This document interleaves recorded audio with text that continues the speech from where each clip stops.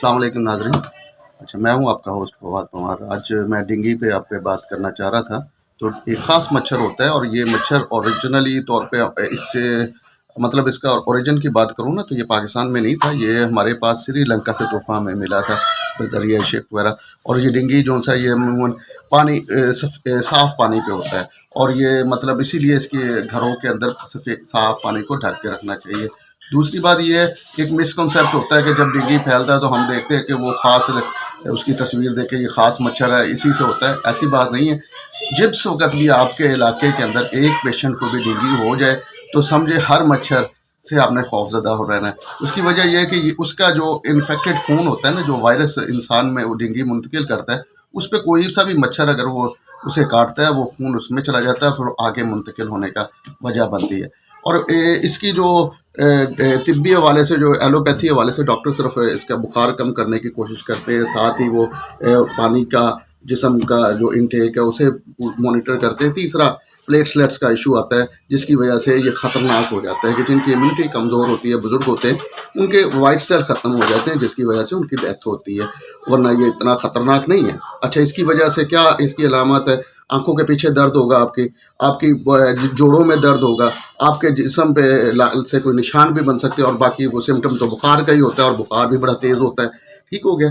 तो अब इसका देसी इलाज कर बताते हैं आपको। मैं ये नहीं कह रहा कि ये देसी इलाज ऐसे मरीज़ ठीक हो जाएगा, लेकिन ये आपकी प्लेटलेट्स को बेहतर कर देगा और जब प्लेटलेट बेहतर होंगे तो फिर इंशाल्लाह ताला बंदा स्टेबल होना शुरू हो जाएगा। और बड़े आसान से इलाज होते हैं हमारे इर्द गिर्द अल्लाह ताला ने दिए हुए हैं। तो मैं टाइम ज़ाया किए बगैर पहले आता हूँ। सबसे आसान जो अल्लाह ना, पपीता है।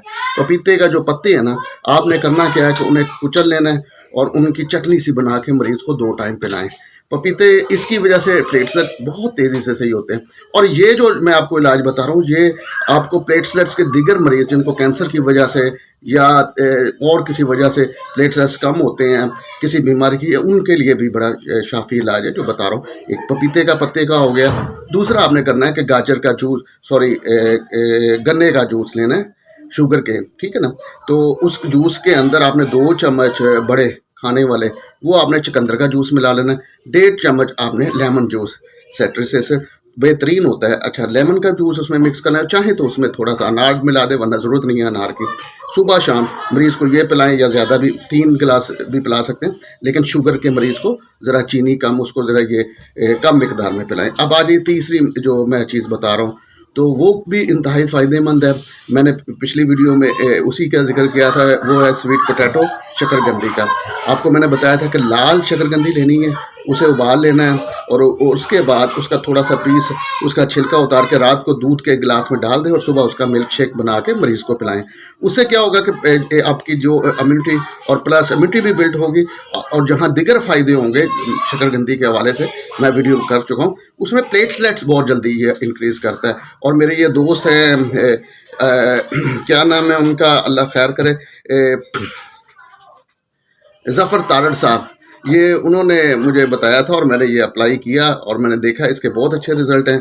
तो ये चीज़ें आप हमेशा याद रखें। इन पे मरीज़ को आप, ये नहीं मैं कह रहा हूँ डॉक्टर के ना लेके जाएं, लेकिन ये आपने कर सकते हैं और घर में रह के करें। और एहतियात सबसे बेहतर इलाज है, परहेज़ सबसे बेहतर है कि आप अपने इन्वायरमेंट, मच्छरों को मारने की बात नहीं, मच्छर मारेंगे तो इकोसिस्टम भी डिस्टर्ब हो जाएगा, लेकिन वो ख़ास किस्म के अपने घर के अंदर सिर्फ जो आपका सफ़ेद मतलब इस्तेमाल वाला पानी ना, उसे ढक के रखें। आपकी टैंकियाँ हमारी ऊपर जो होती हैं छत पे, उनको ढक के रखें।